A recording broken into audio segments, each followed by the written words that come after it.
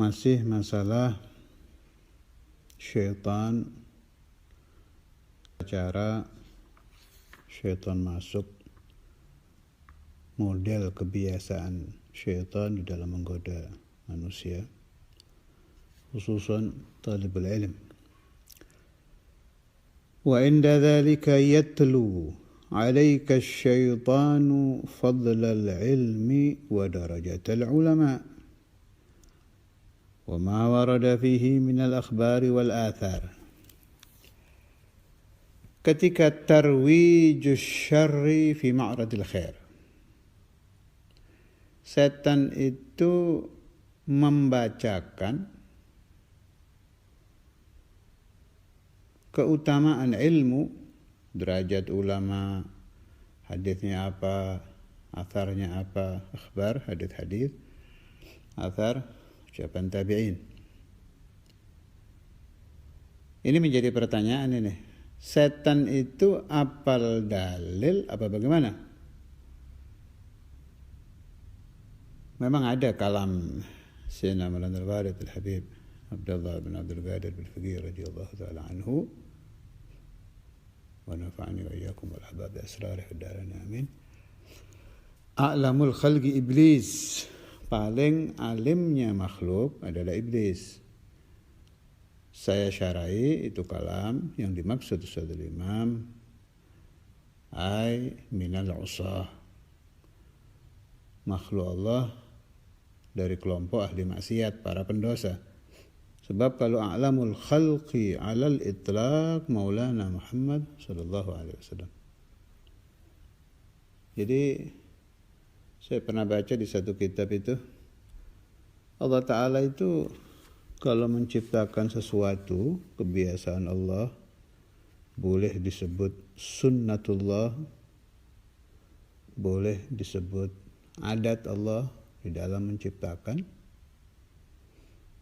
itu pasti berhadapan-hadapan. Gak mungkin satu. Laki muqabalahnya perempuan. Itu.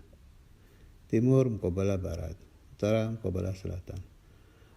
A'lamul khalqi wa afdalul khalqi Maulana Muhammad di sebelah kanan. Ahlul khair, ahlul jannah. Sebelah kiri ahlul syar, ahlul isyan, iblis. Anbiya, mursalin, awliya, mugarrabin. Sebelah sininya ada setan-setan.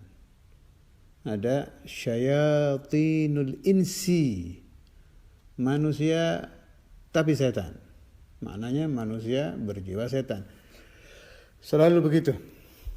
Itu bagus sekali untuk dipelajari, terutama untuk santri atau salik. Kalau santri ya satu, menambah-nambah ilmu, kedua buat bekal dia suluk ilallah. Perlu itu, memahami muqabalah itu. Kan menambah wawasan, juga menambah ilmu, menambah kehati-hatian kita. Contoh, Sayyidina Maulana Al-Warid Al-Habib Abdullah bin Abdul Qadir bin Faqih itu sering mengutarakan kalau setiap talib, jelas yang dimaksud juga salik, ada 700.000 syaitan, pernah beliau sebut. Pernah lagi beliau sebut 70.000 syaitan yang menggoda dia supaya putus dari talabul ilm. Kalau salik dari talabus suluk. Ini dari sayap kanan ini, sahabul yamin. Golongan salikin, talabul ilm, digoda itu. Dari sayap kiri, golongan syaitan itu akan dikalahkan oleh malaikat yang wa ma ya'lamu junuda rabbika illahu. Tidak ada yang mengetahui jumlah malaikat kecuali Allah. Bakal diperangi, dikalahkan si sayap kiri ini oleh malaikat untuk membantu talibul ilm. Itu muqabalah. Ada ratusan ribu syaitan, ada malaikat yang tidak terhitung jumlahnya, dan seterusnya. Siapa yang menciptakan kedua belah pihak ini? Allah. Allah Subhanahu wa taala. Ini yang membuat kita berbesar hati. Malaikat yang menolong kita, khaliquhum Allah. Setan yang tidak terhitung juga jumlahnya sangat banyak, tambah tahun tambah rame, khaliquhum juga Allah. Jadi kita bisa minta tolong Allah untuk menghadapi syaitan, sekaligus kita juga ditolong oleh para malaikat. Naam, tidak menghilangkan tauhid bahwa malaikat tidak ada athar untuk menolong kita illa bi qudratillahi azza wa jalla. Kembali ke masalah tadi, apakah setan itu, ini penting ini dan boleh untuk ditafakuri, hafal hadis, Quran dan sebangsanya. Jelas kalau kita sebut dia hafal, tujuan hifdzul ilmnya setan lil idlal. Kalau menurut saya pribadi hafal, pemahaman saya itu. Kalau dikatakan semua ya tidak, tapi hafal. Sebab dia cerdas, ingatannya kuat. Waktu kita mutola'ah dia kan ikut lihat itu. Ingatannya kuat. Pemahaman saya hafal. Tapi dia menghafal dalil sebagai bahan untuk idlal, penyesatan. Maka kalau ada seseorang menghafal ayat Quran, menghafal hadis, menghafal aqwalul ulama dengan tujuan busuk, fahuwa wasyaitan sayyan, maka dia sama saja dengan setan. Tidak ada bedanya. Niyatuhu fil hifzi, niyatuhu fi talabil ilmi, sama saja dengan niyatus syaitan lil idlal. Wa fi ma'na hadza, kalau ada santri atau siapapun seorang muslim menemukan hadis dia hafal, menemukan ayat dia hafal, menemukan kalamul ulama dia hafal dengan tujuan tidak baik, contoh buat berbangga-bangga di dalam ceramah, berbangga-bangga di dalam mengajar, dia pakai dalil untuk membuat orang tertarik kepada dia, sama itu, bahwa syaitan sayyan, sama saja dia dengan setan. Kalau Anda tidak ingin sama dengan setan, perbaiki niat Anda. Yang paling baik niat untuk menghafal ayat Quran, menghafal hadis, menghafal kalamul arifin, agar di hati kita ada nur. Itu yang saya pelajari dari para masyayikhuna. Siapa yang menghafal satu ayat saja dari Al-Quran, maka di dalam hatinya Allah meletakkan nuru hifdzil Quran, meskipun satu ayat. Siapa yang menghafal hadis, meskipun satu hadis, Allah letakkan di dalam hatinya nuru hifdzil hadis. Siapa yang menghafal kalamul awliya, Allah letakkan di dalam hatinya nur hifzi kalamul awliya ila akhirih. Ditambahkan oleh ba'du masyayikhina, bila nur-nur ini berkumpul karena banyaknya hafalan-hafalan menjadi anwar, cahaya yang banyak, fastanaral qalb, hati menjadi bersinar. Membuahkan apa? Al-mukasyafah.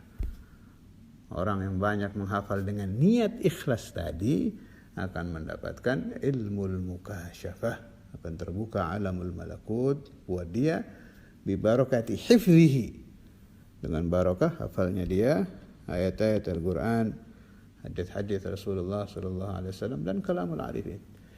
Ada faedah lagi di dalam banyak menghafal ini. Kalau kita tafakkur, itu yang bertafakkur kan kita.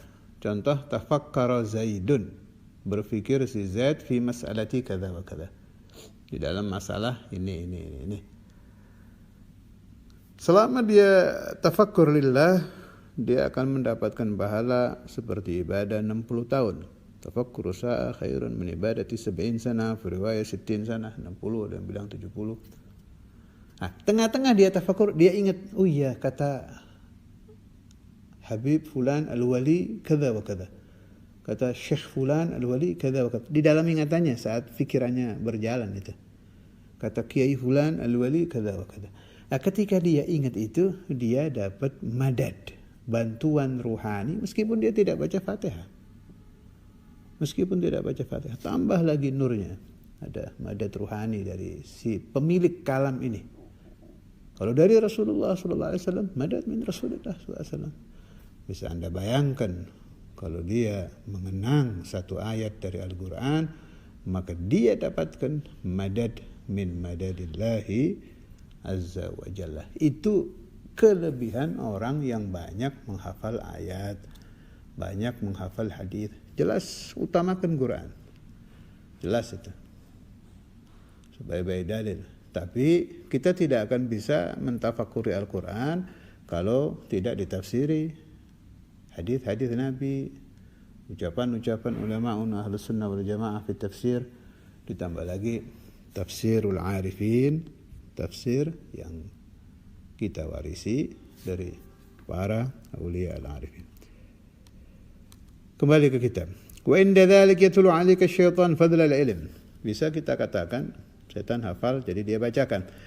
Tapi yang terjadi itu bukan kita tidak hafal kemudian si setan membisikkan hadis yang kita tidak tahu. Itu kaget nanti kita. Ada hadis kita tidak pernah hafal, tahu-tahu setan bisikan hadis itu. Kita bisa menyangka diri kita dapat ilmu laduni. Bisa jadi memang, tapi ini jarang terjadi.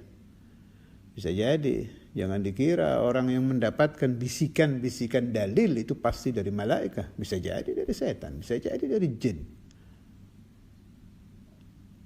Nah, yang sering itu si santrinya ini, si salik ini, si talib ini sudah hafal duluan itu hadis, didorong ingatannya ke sana oleh setan. Ini memang tabiat itu setan itu, mendorong, hobinya itu, adatnya, kebiasaannya, kehidupannya memang mendorong ke arah syarr.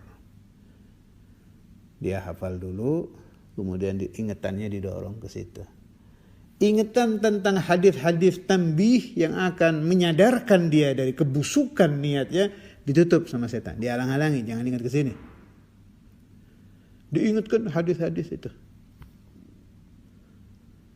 Jadi si santri ini mau merasa busuk tidak bisa, merasanya dia, wah saya kalau jadi santri diridhoi Allah. Nanti kalau saya jadi kiai, Allah ridho, Nabi ridho, ulama ridho, masyarakat saya betulkan. Seolah-olah dia ini al-muslihul a'zam, orang yang paling bisa memperbaiki masa. Kebetulan tanyanya ke orang yang tidak tepat, bakal dijawab bagus itu, semangat baik itu. Saya tidak menyangkal itu semangat baik, tapi prosesnya datang semangat itu dari mana? Ini yang dimaksud Imam Ghazali. Ada memang orang-orang yang ingin yuslihun al-ummah. Kita mengenal di dalam umat Nabi Muhammad ada mujtahid, ada mujaddid, ada faqih, ada ini, ada banyak. Tapi niyatuhum salihah, niatnya baik, murni. Dan tidak ada campur tangan setan di situ. Ini yang diinginkan Imam Ghazali. Bersih, zahiran wa batinan. Ilman tapi juga amalan. Bukan hanya ilmu lisan. Ini yang dicaci maki Imam Ghazali ini. Kalau berhasil si santri ini jadinya alimul lisan. Wa alimul lisan mad'un. Kebalikannya alimul lisan, alimul janan. Orang yang hatinya alim. Wama warada fihi min al-akhbari wal athar. Nasallallahu as-salamah wal asma wal afiyah wa dawam ala dhalik wa lutfu afiyah lana wa lil ahbab. Wa yulhika an qawlihi sallallahu alaihi wasallam. Syaitan itu melupakan engkau. Jadi ingatan kita ke dalil-dalil yang seperti yang akan saya baca ini ditutup. Man izdada ilman wa lam yazdad hudan lam yazdad minallahi illa bu'da. Siapa-siapa yang bertambah ilmu tapi tidak bertambah baik, gitu kalau bahasa saya, tidak bertambah baik, maka dia tidak bertambah apa-apa kecuali semakin jauh dari Allah Ta'ala. Kalau arti lughahnya, man siapa orang izdada, bertambah itu orang ilman ilmunya, walam yazdad dan tidak bertambah dia hudan, petunjuk dari Allah Subhanahu wa Ta'ala, lam yazdad maka dia tidak bertambah minallahi dari Allah illa bu'da kecuali semakin jauh. Dilupakan lagi, ditutup ingatan kita oleh setan. An gaulihi sallallahu alaihi wasallam, dari sabda Rasulullah sallallahu alaihi wasallam. Ini jelaskan santrinya tahu dulu, ini dalil-dalil ini. Kalau dia tidak tahu, ya tidak akan ditutup sama setan. Jadi yang dicaci ini memang orang yang sudah ada ilmu. Kalau yang tidak tahu hadis-hadis begini tidak ditutup. Lebih gampang lagi dia menyesatkannya.